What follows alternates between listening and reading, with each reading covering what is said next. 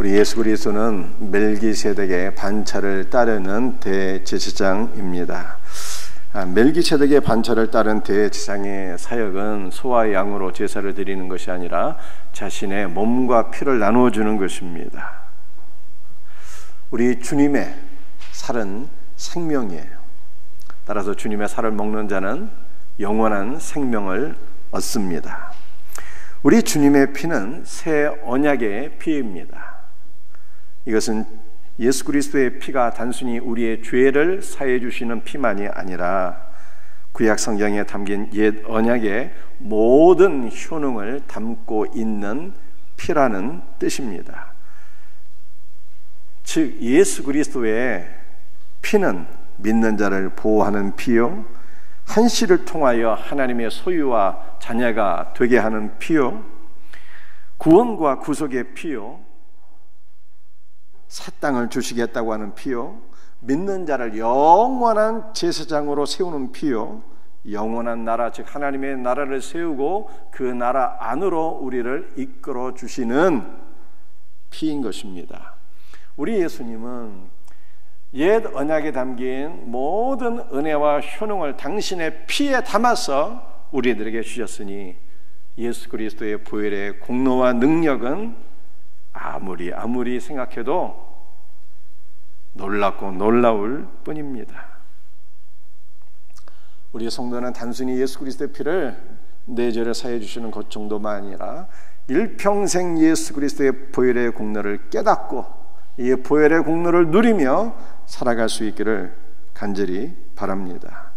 예수 그리스도의 멜기세덱의 반차를 따른 그 사역은 자신의 몸과 피를 나누어 주는 것만이 아니라 성찬을 통해서 우리를 그리스도 예수 안에서 한 몸으로 세우시는 사역이에요. 바울이 고린도전서 10장 17절에서 이렇게 말씀하고 있습니다. 떡이 하나여 많은 우리가 한 몸이니 이는 우리가 다 한 떡에 참여함이니라.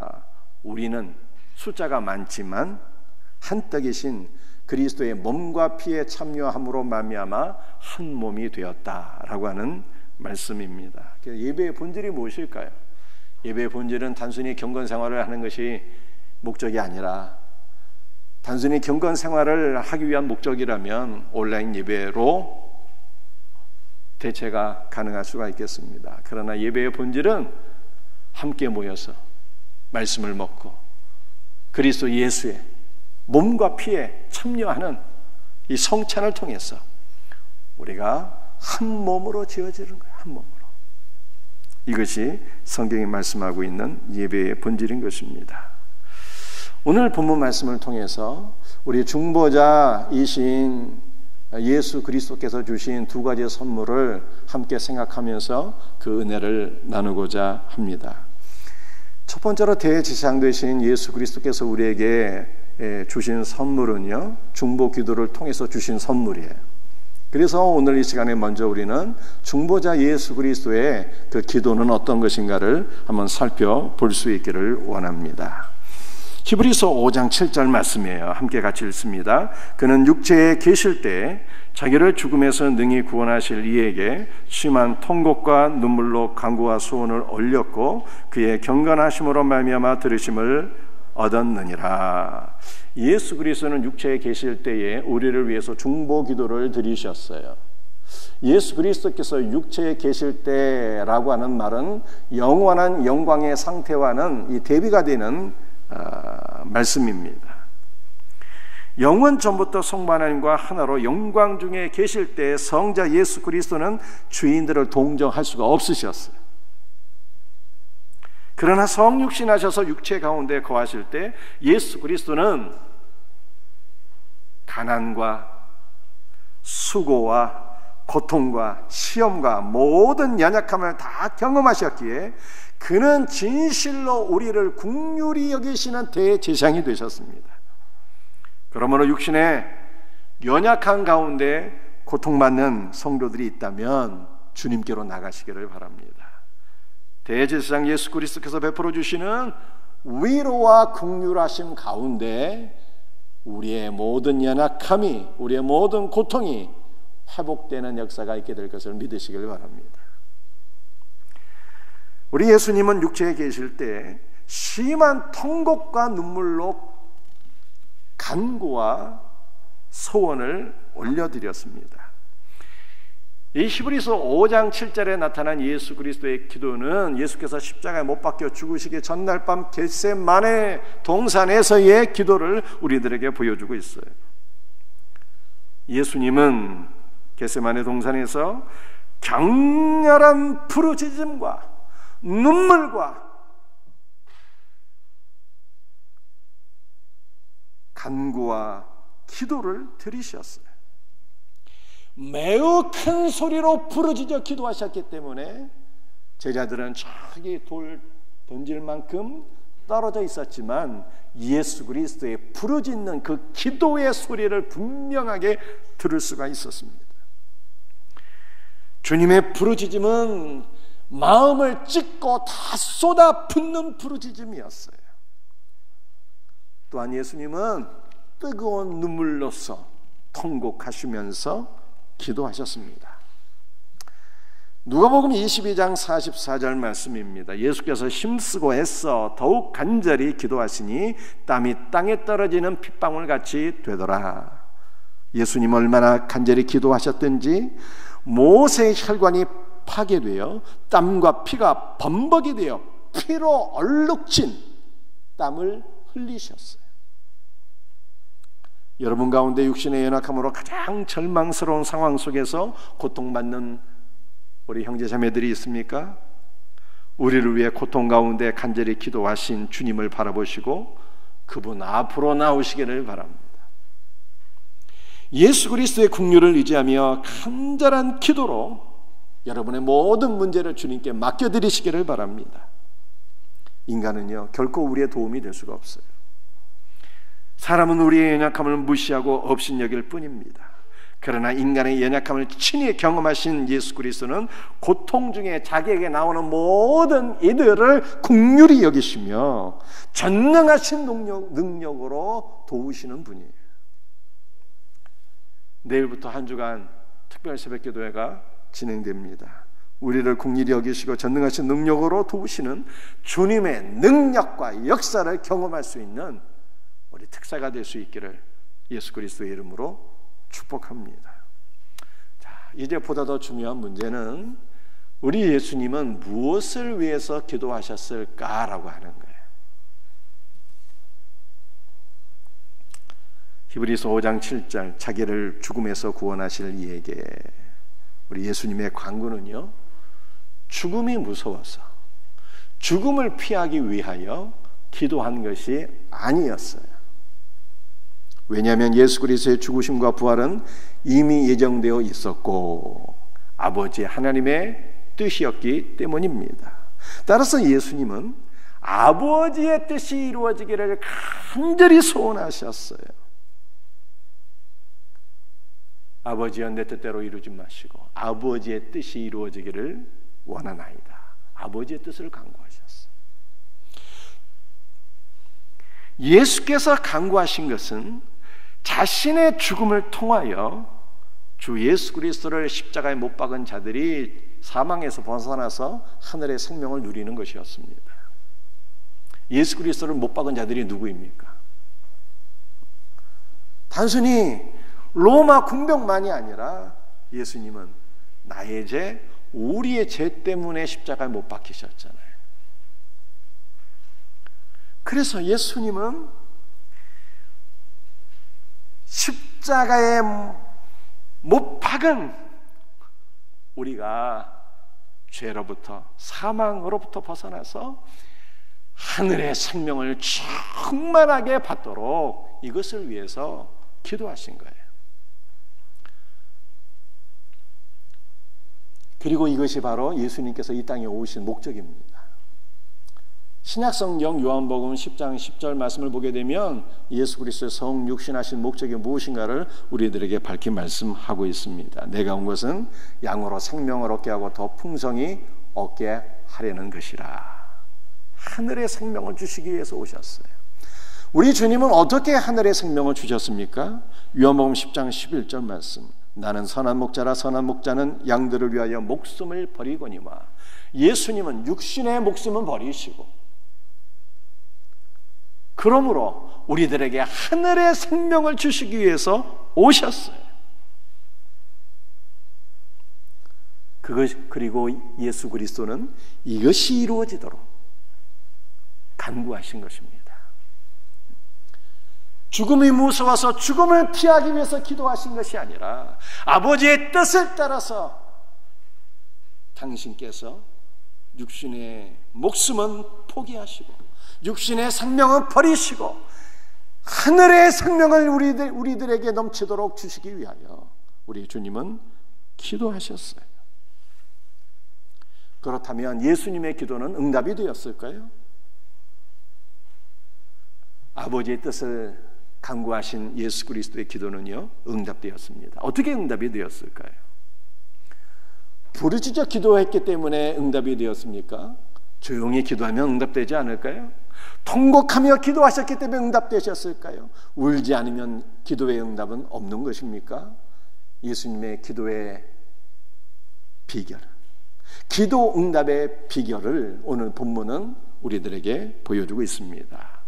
첫 번째는요, 경건한 복종으로 인해서 주님의 기도는 응답되었어요. 히브리서 5장 7절 말씀 함께 같이 읽겠습니다. 그의 경건하심으로 말미암아 들으심을 얻었느니라. 그런데 영어 성경 NIV를 보게 되면 경건한 복종으로 인하여 들으심을 얻으셨다, 이렇게 말씀하고 있어요. 예수 그리스도의 뜻은 십자가 고난의 잔이 지나가는 것입니다. 왜 십자가 고난의 잔이 지나가기를 예수님 원하셨을까요? 죽음이 무서워서가 아니라, 죽음을 피하기 위해서가 아니라,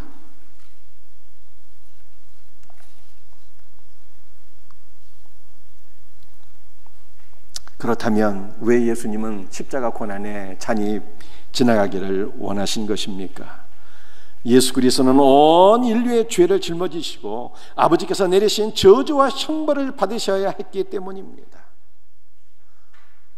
온 인류의 죄를 짊어지시고 아버지의 저주와 형벌을 다 받으시고 아버지와의 하나된 관계가 깨어지는 것이 너무나 무섭고 두려운 일이어서 이 잔이 자신에게서 지나가기를 원하셨어요.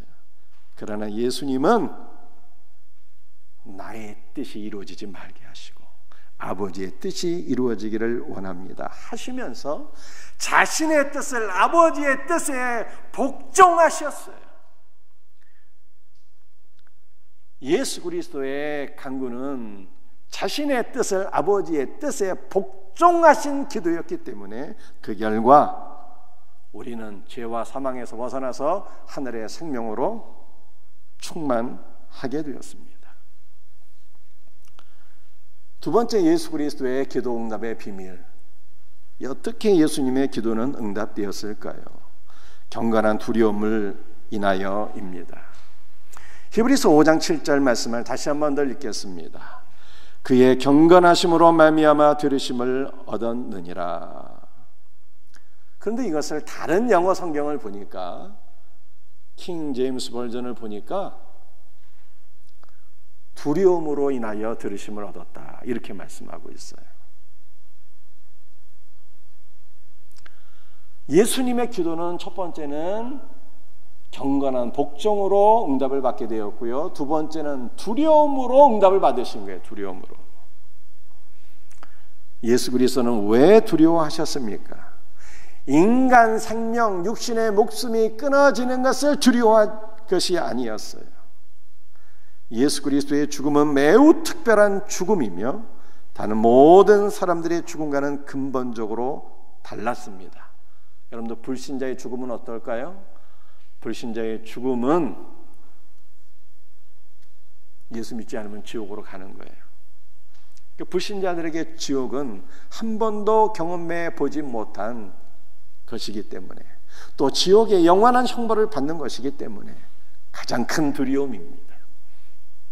성도의 죽음은 어떤 것일까요? 성도의 죽음은 주님께로 돌아가는 거예요. 우리의 본향, 영원한 하나님의 나라 천국으로 들어가는 것이기 때문에 성도의 죽음은 기쁨이요, 소망이요, 영광입니다. 그러나 예수 그리스도의 죽음은요, 성격이 기본적으로 달라요.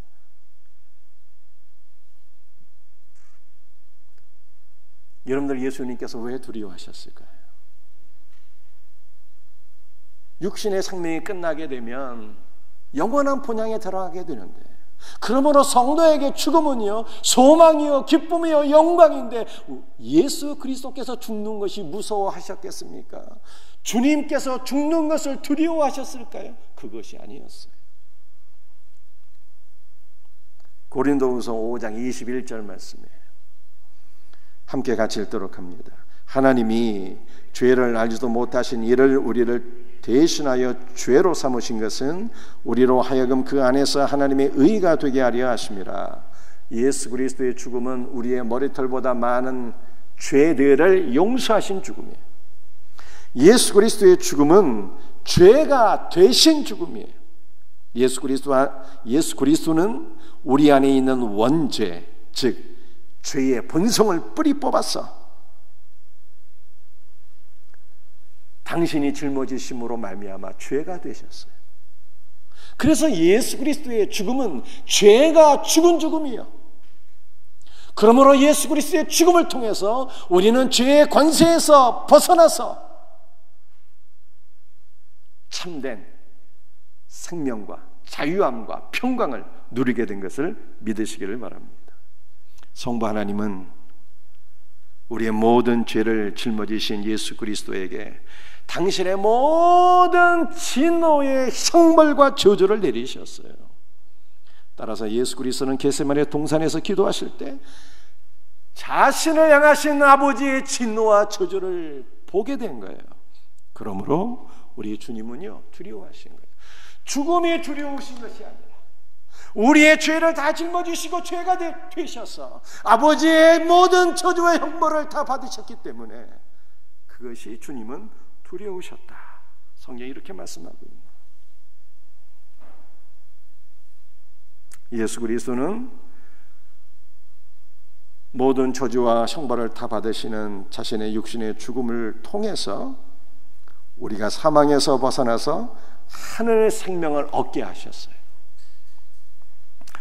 그러므로 성도는 예수께서 자신의 죽음을 통하여 우리에게 주신 하늘 생명을 귀하게 여기고 이 생명이 내 안에 더욱더 충만하게 부어질 수 있도록 사모하며 기도해야 되는 거예요. 우리 예수님께서 우리에게 주시기를 원하신 것은 육신의 생명이 아니에요.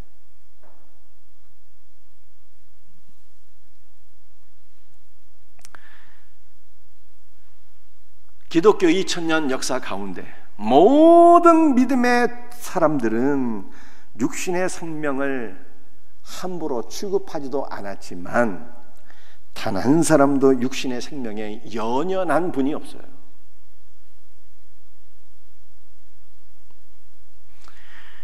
육신의 건강과 장수를 구한 분들이 없습니다. 정말 그럴까요? 솔로몬이 기도를 했는데요, 무슨 기도를 드렸습니까? 솔로몬의 기도가 하나님 마음에 너무 흡족했잖아. 솔로몬은 듣는 마음을 구하고 백성들의 송사를 잘 듣고 판단하며 백성들의 선한 목자가 되기를 간절히 소원했어요. 하나님께서 말씀하십니다. 네가 장수를 구하지도 않고 부귀 영화를 구하지도 않고 원수의 생명멸하는 것도 구하지 아니하고 듣는 지혜를 구했으니 네가 구한 것도 주고 네가 구하지 아니한 것까지 주리라 말씀하셨잖아요. 사랑하는 성도들이요, 육신의 생명은요, 우리 믿음의 사람들은 육신의 생명은 우리를 사랑하시는 선하신 주님께 맡겨드리는 거예요. 맡겨드리는 거예요. 육신의 생명에 연연하는 것이 아닙니다. 예수 믿는 성도들도 얼마든지 많은 고난을 받을 수가 있어요. 요셉은 아무 죄도 없었는데 구덩이에 빠졌잖아요. 육신의 질곡이 믿는 자들에게 올 수 있어요. 그러나 그것이 뭐 큰 문제가 아니에요. 그것에 연연하지 않아. 왜냐하면 구덩이에 빠질 수도 있지만 미디안 상인이 와서 다 건져주잖아요. 노예로 팔려가고 종살이 하다가 감옥에 들어갈 수도 있어요. 그러나 그것이 두렵지 않습니다. 감옥에 들어가는 것도 크게 연연하지 않아. 왜냐하면 감옥 안에서도 하나님의 사람들을 만나게 되고 부활의 역사를 경험하기 때문에 그렇습니다. 죽고 사는 것이 아버지께 달린 거예요. 낮아지고 높아지는 모든 것들이 주님께 있는 것입니다. 전능하신 하나님께서 야곱을 높이사 마침내는 전 세상을 구원하는 총리로 사용하시잖아요. 그 선하신 주님께 육신의 문제는 다 맡겨드리는 거예요. 믿음의 사람들이 정말로 사모하고 구할 것이 있는데 그것은 육신의 생명이 아니라 예수께서 육신의 생명을 버리심으로써 우리에게 주시기를 원하신 하늘의 생명을 사모하고 구해야 되는 것입니다.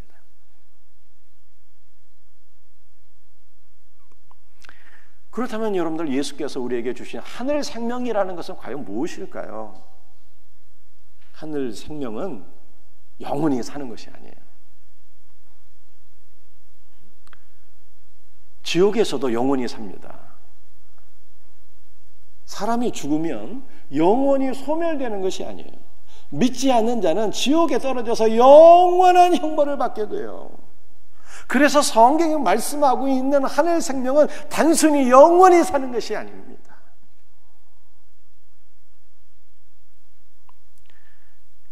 하늘의 생명은 그리스도의 풍성한 은혜와 복을 영원토록 누리는 거예요. 하늘 생명은 단순히 영원히 사는 것이 아니라 그리스도 예수 안에 있는 은혜와 생명과 인성과 신성과 모든 신령한 복으로 충만하게 되고, 이 모든 그리스도 안에 있는 것들을 누리며 예수 그리스도와 하나가 되는 것, 생명이신 예수 그리스도와 하나가 되는 것, 이것이 바로 하늘 생명을 누리는 거예요. 이 놀라운 은혜와 생명을 우리가 누릴 수 있도록 주님은 기도하셨고 육신의 생명을 바치셨어요.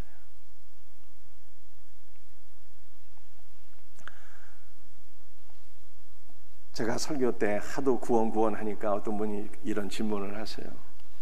목사님, 구원 이유는 없는 것입니까?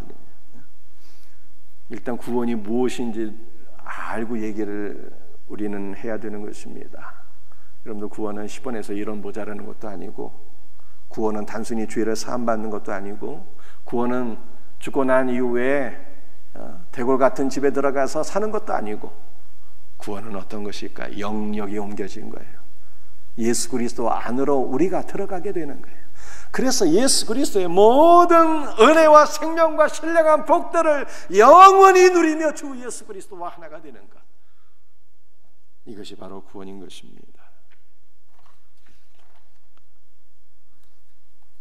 목사님은 계속 구원만 말씀하시는데 내세의 상급은 얘기 안 하십니까? 내세의 상급? 여러분들, 내세의 상급이 있을까요? 없을까요? 성경에 있다고 얘기하는데 왜 없다고 부인하면 안 되겠죠. 그러나 내세의 상급이라는 게 어떤 것일까요? 여러분들, 내세에 황금이 필요합니까? 황금은 우리가 육신으로 있을 때만 필요한 거예요. 육신으로 있을 때만.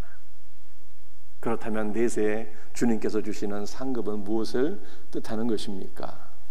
그리스도 예수를 누림이 다른 것이죠. 고린도전서 15장 40절에 이렇게 말씀하고 있어요. 해의 영광이 다르고 달의 영광이 다르며 별의 영광도 다른데 별과 별의 영광이 다르니 죽은 자의 부활이 이와 같다 말씀하고 있습니다. 내세에는요, 그리스도 예수 안에서 죽은 자들이 예수 그리스도를 누림이 다 다른 거예요. 현세에서 믿음으로 예수 그리스도 안에 위치하여서 예수 그리스도 안에서 주님의 은혜와 생명과 모든 신령한 복을 충만하게 누리는 하늘 생명을 소유한 자들이 내세에서 더 놀라운 생명을 누리게 되는 거예요. 우리 주님은 이 하늘의 생명을 중보 기도를 통해서 주신 거예요. 하늘의 생명이 날마다 우리 성도들에게 충만하게 경험되어지기를 주의 이름으로 축복합니다. 두 번째로 우리 주님께서 주신 선물은 온전을 주셨어요. 온전. 히브리서 5장 8절과 9절 말씀을 함께 읽도록 하겠습니다.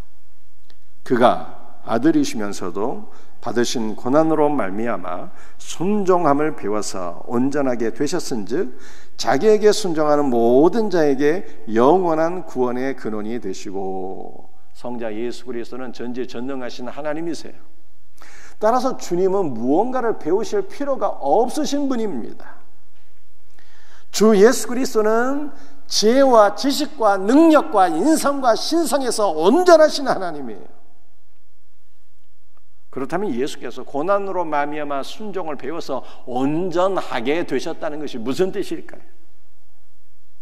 예수 그리스도는 전지전능하신 하나님이시나 우리와 동일한 인성을 지니신 인간이 되셨기 때문에 순종을 배워야 하셨습니다. 아기 예수 그리스도께서 지혜와 키가 자라나셨던 것처럼 예수 그리스도는 생애의 각 단계마다 고난을 통하여 순종함을 배우셨어요. 예수 그리스도는 고난을 통하여 순종을 배우시고 온전하게 되셨고 그 온전을 우리에게 선물로 주신 분이에요.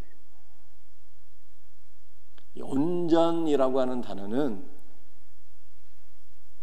히브리서의 키워드 12번 기록되어 있어요. 온전이 일단 무슨 뜻일까요? 아기가 태어났는데 말이죠, 부모가 손가락 발가락 검사부터 하잖아. 10개 다 있나? 그러면 이건 완전한 인간이에요. 완전한 인간. 그러나 온전하지 않아. 온전하다라고 하는 것은요, 인격이 성숙할 때 온전이라고 하는 의미가 적용이 되는 것입니다. 우리 예수 그리스도는 고난을 통하여 순종을 배우시고 온전하게 되시고 우리에게 온전을 선물로 주신 분이에요. 이 온전이라고 하는 단어가 히브리서에서 12번 사용되었어요. 어떻게 사용되었는지 그 용례를 한번 살펴보면 좋겠습니다. 첫 번째로는 옛 계명과 관련되어 아무것도 할 수 없다는 뜻으로 4번 사용되었어요. 우리가 히브리서에 나와 있는 이 성경 구절 4가지 우리 한번 같이 읽어보겠습니다. 우리 스크린 보시고 혹은 여러분들 교재를 보셔도 되겠습니다. 함께 읽겠습니다. 율법은 아무것도 온전케 못할지라 예물과 제사가 섬기는 자로 그 양심상으로 온전케 할 수 없나니 율법은 나오는 자들을 언제든지 온전케 할 수 없느니라. 우리가 아니면 저희로 온전함을 이루지 못하게 하려 하심이니라. 이 온전이라고 하는 단어가 옛계명, 즉 율법과 관련돼서 율법은 우리를 온전케 할 수 없다. 우리가 온전하지 못한 인간인 것을 보여줄 뿐이다. 이렇게 말씀하고 있습니다. 두 번째로 이 온전이라고 하는 단어가 자신 안에서 온전을 성취하신 예수 그리스도에 대해서 3번 사용되었어요. 우리 성경 말씀 같이 읽어보겠습니다. 함께 읽습니다. 하나님께는 고난으로 말미암아 구원의 주를 온전케 하심이 합당하도다. 순종함을 배워서 온전케 되셨은즉 영원한 구원의 근원이 되셨느니라. 영원히 온전케 되신 아들을 대지상으로 세우셨느니라.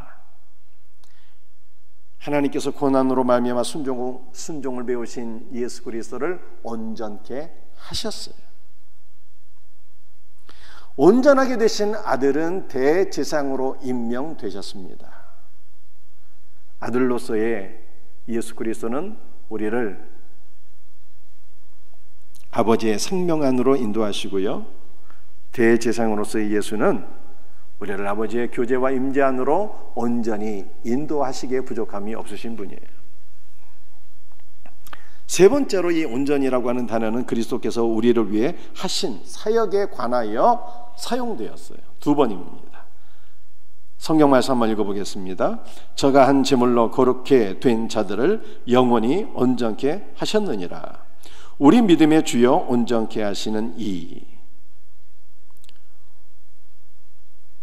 고난을 통해서 순종으로 말미암아 온전케 되신 예수 그리스도께서 우리를 온전하게 하신다라고 하는 거예요.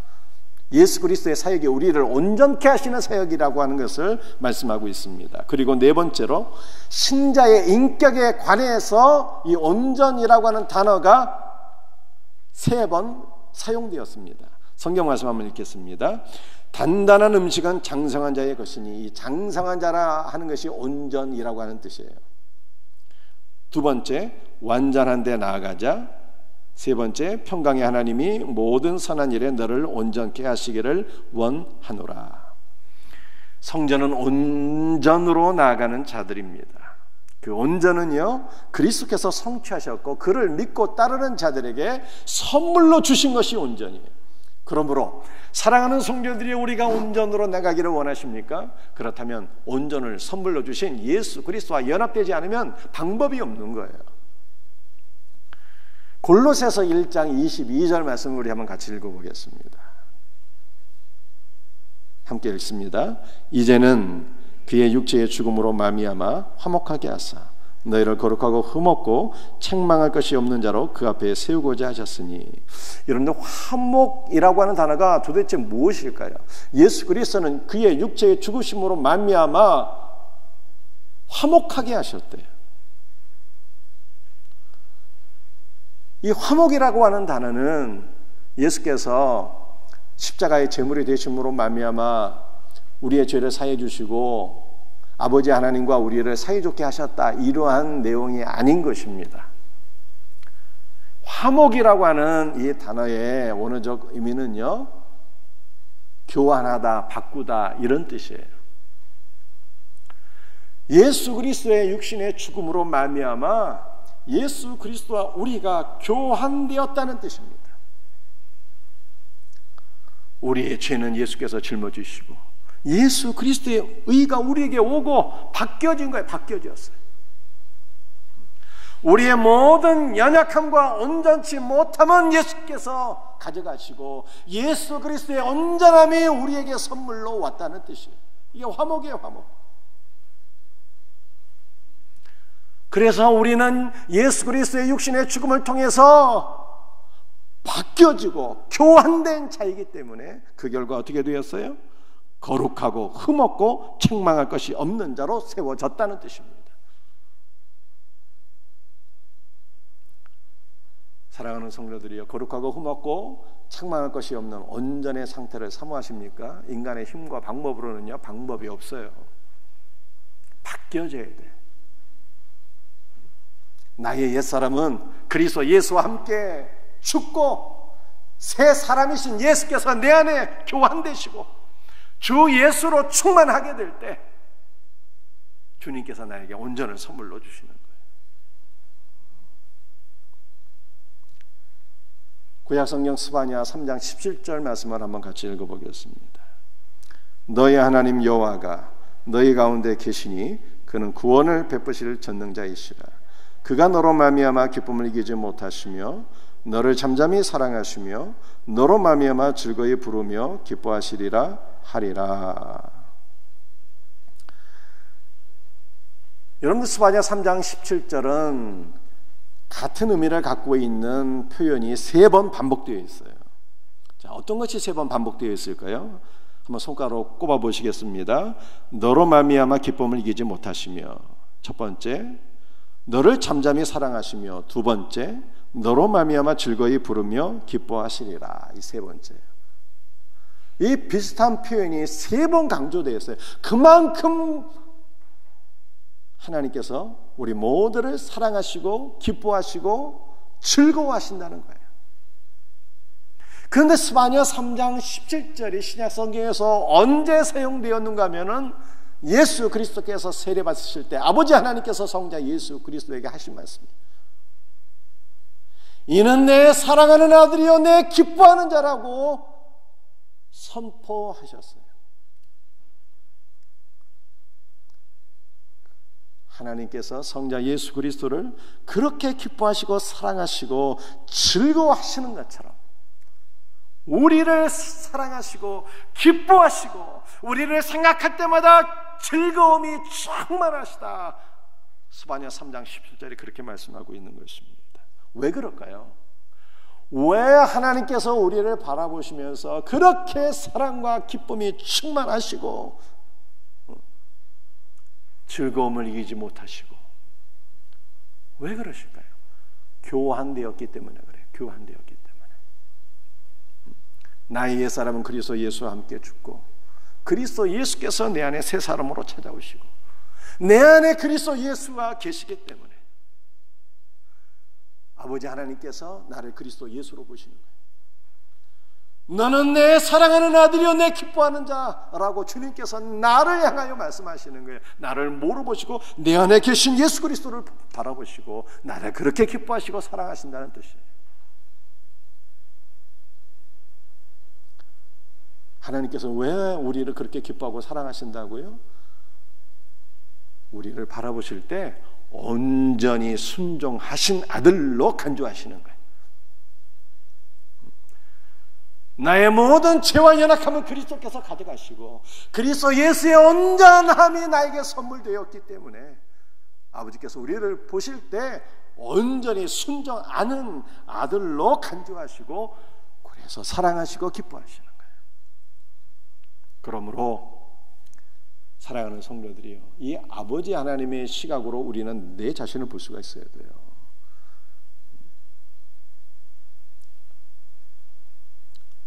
그리스도의 온전히 나에게 선물되었잖아요.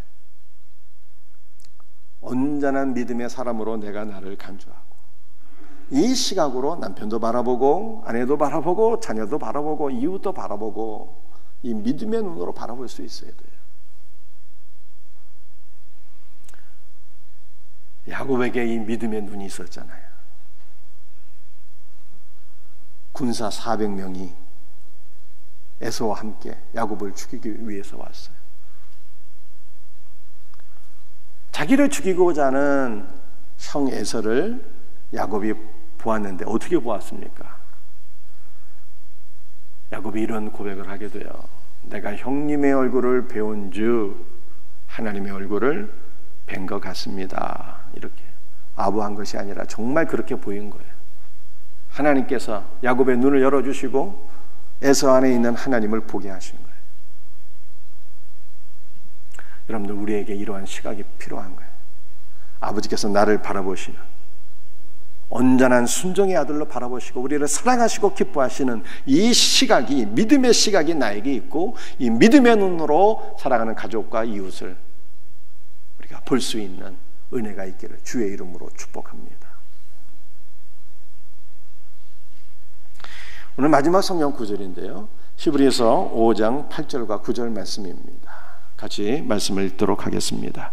그가 아들이시면서도 받으신 고난으로 말미암아 순종함을 배워서 온전하게 되셨은즉 자기에게 순종하는 모든 자에게 영원한 구원의 근원이 되시고.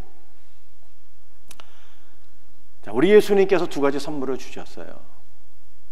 예수 그리스도께서 육신을 포기하시고 우리를 위해서 간절히 중보 기도하심으로 하늘의 생명을 주셨습니다. 그래서 우리 믿는 성도들 안에 하늘의 생명이 충만하게 되었어요. 그리스도의 온전함이 우리에게 선물되었습니다. 나의 옛사람은 죽고 그리스도 예수께서 내 안에 충만하게 살아계십니다. 이러한 성도의 삶은 어떻게 될까요? 나는 하나님께서 나를 어떻게 살아도 나를 온전하게 보신대 하면서 진흙탕에서 막 뒹굴면서 개 돼지처럼 그렇게 살겠습니까? 하늘의 생명이 충만하고 내 안에 그리스도 예수의 충만함이 있는 성도가 여러분들 주님을 위해서 온전히 헌신하는 삶으로 나가겠습니까? 어떻게 생각하세요? 여전히 불순종하며 살겠습니까? 아니면 정말로 주님을 사랑하는 마음으로 주 예수의 은혜로 순종하는 삶으로 나가겠습니까? 여러분들 어떻게 생각하세요? 하늘의 생명으로 충만한 자는요, 그냥 자동적으로 순종의 삶으로 나가는 거예요, 이게. 그리고 이것이 성경이 말씀하고 있는 진짜 순종인 것입니다. 내 의지로 결단하고 노력해서 순종하려고 하다가 실패하고 넘어지고 좌절하고 절망하고,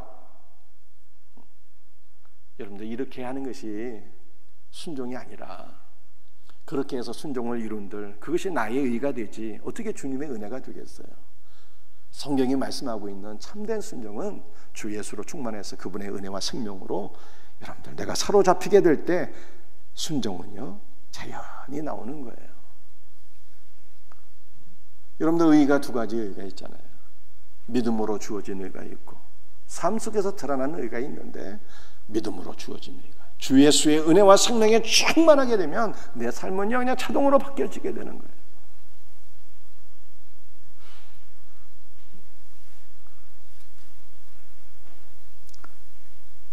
어떤 교회는, 분당의 어떤 교회는 흡연실이 따로 있다 그러더라고요. 그게 좋은 것입니까 나쁜 것입니까 묻더라고요. 그래서 뭐라고 대답했겠어요? 교회는 아무나 와도 되는 거예요. 아무나. 교회는 아무나 와도 되는 것이에요. 담배 끊고 오는 것이 아니라 아무나 와도 되는 것이라니까요. 주 예수의 은혜와 생명에 사로잡히게 되면 끊어질 것은 다 끊어지고, 제하여질 것은 다 제하여지고, 그리스도께서 우리에게 온전한 순종을 선물로 주시고, 그러므로 우리는 거룩하고 온전하고 흠없는 자로 세워지는 거예요. 할렐루야. 여러분들 이 베드로 오늘 히브리서 5장 8절과 9절이 이렇게 말씀하고 있습니다. 자기에게 순종하는 모든 자에게 영원한 구원의 근원이 되시고. 성경이 말씀하고 있는 순종은 어떤 것일까요? 성경이 말씀하고 있는 순종, 이 순종하다의 원어적인 의미가요, 뭐뭐 아래서 듣다라고 하는 뜻이에요. 듣다. 마리아는 예수님의 발치 아래에서 말씀을 듣고 경청했더니 놀라운 헌신의 삶으로 나가게 되었어요. 주님의 말씀을 듣게 되면 그리스도 예수를 믿는 믿음을 얻게 되고, 믿음으로 예수 그리스도 안으로 들어가서 우리는 예수 그리스도 안에 모든 은혜와 생명을 누리게 되는 것입니다. 주님의 은혜와 생명이 넘치면요 순종은 저절로 되는 거라니까요. 말씀을 들음이 없는 순종은 있을 수가 없어요. 말씀을 듣고 은혜를 받게 되면 순종은 저절로 일어나게 되는 거예요.